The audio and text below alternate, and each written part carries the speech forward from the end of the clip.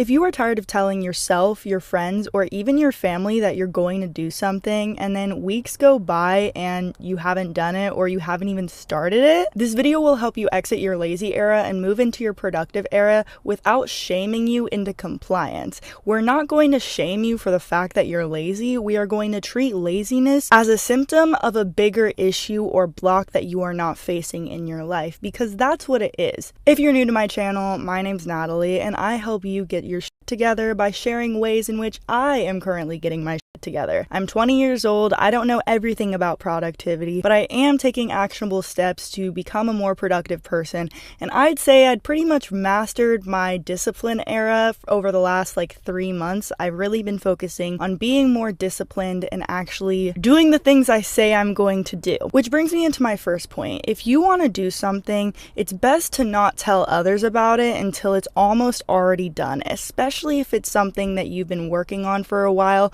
or it's a creative endeavor. Keep silent about your plans, and I mean move in silence. Don't be that person on Snapchat saying, I move in silence. Then why can't I hear you? If you move in silence, then why can't I hear you? Can you please just shut up and do what you're meant to do? I saw this really funny analogy on Instagram the other day. You can fart a million times and nobody will care, but the second that one of your farts smell, everyone says, oh bro, that's so gross, that's so gross.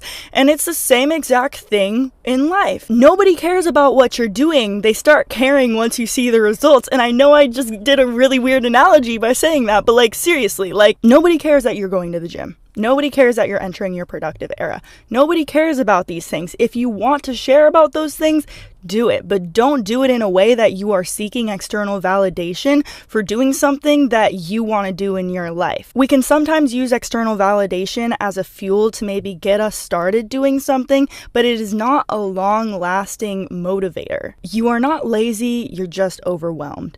We often take our laziness and apply it to our entire personality. I'm just a lazy person. I just can't do anything with myself. I'm just never going to be successful. Stop talking to yourself like that. Think of everything you say as a spell. You are casting a spell on your life, and that doesn't mean it's there forever, but it is there until you recognize that your subconscious is actively listening to you. If you call yourself lazy after having an off day, you are letting one day that you took off define your entire existence. You are not a lazy person. This setback, no matter if it was 2 weeks, no matter if it was a month, no matter if it was an entire year, has nothing to do with your inherent worth. You are inherently worthy even if you are lazy. But again, that's not the case, because laziness is a symptom of a way bigger issue. Also, telling yourself that you are inherently lazy doesn't actually do anything. It'll just shame you for something that you're already going through, and it doesn't actually help you get to the root of the issue. So stop shaming yourself for where you're at and be able to take guts and look at where you're at. You know what I'm saying? It takes guts to actually say, oh my god, I fell off.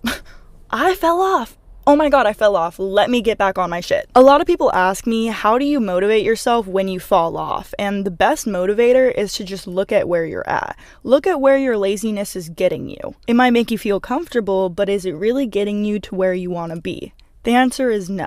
So I'm going to name 3 common blocks for why you might be feeling more lazy. Number 1 is fear. The reason you're not getting what you need to done is because there's an underlying fear associated with what you need to do. For example, let's say you want to start a YouTube channel, right? You might make all of these videos, and then at the end of making the video, you're like, I actually don't like this video. I don't like how I'm going to be perceived. So you push it off. Then you return back to it and you're like, okay, I'm going to make another video. So you make another video, you edit it all the way through, and then you're like, I don't like how I'm perceived in this one either. And so you never actually post a video. So you think you're doing all of this work, but in reality, you're just letting fear get to you. And I just use that example for the sake of simplicity, because that is something I was going through. I kept making all of these videos, but I wasn't actually posting anything because I was scared of how I was going to be perceived. I was scared of how my family was going to think about me, how my friends were going to think about me, how I was going to think of myself. And during this stage of laziness, this, you might see that you're evaluating if the fear you have is actually valid. And what I mean by valid is your passion or drive to do something must be greater than that fear. So in this period of time, I was seeing, is my fear of being perceived greater or less than my desire to post content? And once I got over that block, I realized, no, this is my passion and this is a part of who I am. And that's just one example. There's so many different examples of why you might not do something because of fear, but some fears are valid. And if you don't want to validate that fear, you have to push past it. Your fear of failing must be greater than your fear of looking stupid. When a toddler is learning how to walk and it starts taking a couple of steps and then it falls down, do you stare at it and laugh at it and call that toddler stupid because it doesn't know how to walk? No, you encourage it because it took its first steps and it's learning. Shaming yourself for failure is shaming yourself for a natural part of life. We were made to fail. And that doesn't mean you're a failure because you're not making your failures a part of your personality. This failure is not going to get the best of me. I'm going to get back up and try to take more steps. Which brings me to my second point. You might just not want to do it. If this thing is something you cannot bring yourself to do because it's boring, it gives you a headache, there's all of these things about it that are causing you a negative experience, you might be lazy because you genuinely do not want to do this thing. When it comes to tasks you don't want to do, there's two ways you deal with them. Number one, this might be a task that you don't want to do, but it's necessary for you to do. This is an example of cleaning your room, right? Doing the dishes, doing things in your life that are mundane tasks, but you don't want to do them, you don't have the motivation to do them, and it kind of pisses you off. And doing these tasks are associated with discipline. You have to stop thinking about how draining the task actually is and focus on how happy you get when the task is done. For example, the task of cleaning your room or folding your laundry is something you kind of have to do, especially if you're someone that needs a clean space in order to stay focused. Instead of focusing on, oh my god, this task is so annoying and I hate doing this, distract yourself while you're doing the task. This is what really helps me. I always have something in the background, whether it's a podcast, a YouTube video, and then after you're done with the task, sit and just feel grateful that you did it. Go, wow, I really didn't want to do that and I did it and it wasn't even that bad. It took less time than I thought it would. Light a candle in your room. Bask in the fact that you are doing something for yourself, even if it's not that great in the moment. And if you guys want a video on habit forming, it's really important to do that because obviously pushing off cleaning your room until it's super messy and super disorganized and it's causing you mental distress is going to have a negative association when you actually clean your room. Whereas if it's a habit that you form once a day where you just check in on your room, you make your bed every day, you vacuum once or twice a week, you can finally enjoy being productive and cleaning your room because you have those positive associations with it. And the second solution,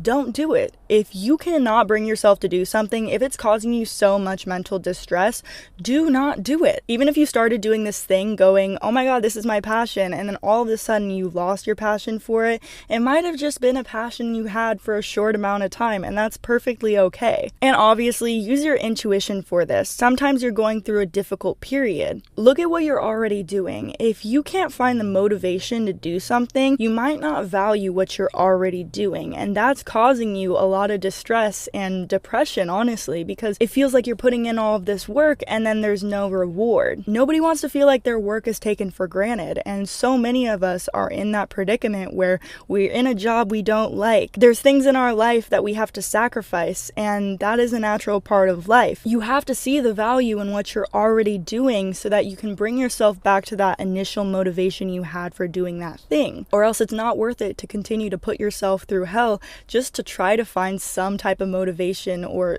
settle for a job you don't actually want to do. Ask yourself if there's a shift that you can take in your work that'll make you feel of value again. For example, if you're working for a company and you have no passion for the field you're in, you might want to see if you can switch to a different area of your company where you can use more of your creative side. Share how you're feeling to other people too so that you can get an outsider's perspective on why you might be feeling so unmotivated. And if you feel like you've hit a glass ceiling in your work and there's nowhere to go, start looking for an exit strategy. Which brings me to my third reason you might feel lazy. you're exhausted. You're feeling burnt out and you're not honoring your rest days because you're trying to catch up with everything you're trying to do. When you think about how we evolved into modern humans, we didn't do work that we didn't immediately see the value in. You built a house for your family. You tended to the garden for your food. You learned how to knit and sew so that you can make clothes for your family. These are all things that we saw an immediate benefit in. But nowadays, our work is more shifted towards doing things for the good of the company, doing things for the good of America, doing things for the good of, we don't know why we're doing the things we're doing them for money. It gives us food, it gives us security, it gives us the things we need to live, but it also makes us feel like we don't have what we need. In most jobs nowadays, you are being physically and mentally drained doing things that you don't see the immediate benefit in because you have to wait for your paycheck in another 2 weeks. And that brings me to my fourth point. I didn't think I was gonna have a fourth point, but it just came to me. You're getting sick. You might be feeling lazy because you're not honoring your body, you are not balancing the things you need to balance, and therefore you're exhausted all of the time. The stress hormones in your brain, like cortisol, play a huge part in your motivation and if you're lazy or not. If your cortisol levels are out of whack, you might feel like you don't have any motivation, or you might feel like you're stressed out all the time. And that might lead to exhaustion and other symptoms like depression, anxiety, autoimmune disorders, so many different sicknesses. So if this is something where you've been lazy for a very long period of time, I think it's very important to check in with your doctor and see if anything is wrong. There's good types of stress called eustress, and then there's bad stresses, which is distress. A lot of us don't actually know how to balance eustress and distress. We are always in distress because we're constantly putting all of this pressure on ourselves, and then when we fail, we have no motivation and we just throw everything away. And the goal isn't to not relax. The goal isn't to not have our moments where we're just being ourselves, spending time with friends, being in nature. The goal isn't to eliminate those things from our lives. It's to learn how to balance them and to not feel guilty. We live in a society that prioritizes productivity, and in doing so, when we're not working, when we decide to rest, we feel unproductive and lazy. When you're not lazy, you just need to rest. Because if you don't, you'll become more sick. And again, if you've had this symptom of laziness for a long period of time, I think it's very important to talk to mental health professionals. If you are constantly exhausted, there might be an underlying reason for it. But to wrap this video up, the main thing that you need to do if you want to get into your productive era, start making lists and check off the lists, because when you see the value of what you're doing, you see yourself physically crossing off the list, it really helps me, because a lot of the time I'll just do things because I'm supposed to do them, but I won't actually see the value in them. So when I see that I'm being productive, it makes me want to be more productive. Also, treat yourself. Like, if you do what you need to do for the day, go get yourself a coffee, or it doesn't even have to be anything of monetary value. You can go take yourself on a walk or spend time in nature. Do something that makes you feel good. And with that being said, you guys, thank you guys so much for watching this video. I actually have to go into work because I have to, make money. But let me know what you related to on this video. Exit your lazy era, get into your productive era, because you are worthy of it. And if you're in this weird holding period, ask yourself, what can I do to release myself from this fear? What can I do right now to make myself feel okay with what I'm already doing? Because you can't expect yourself to do more and up the threshold if you don't even see the value in where you're already at. Anyways, thank you guys so much. Be sure to like this video, subscribe, and check out all my other social medias. I'll see you guys in the next one.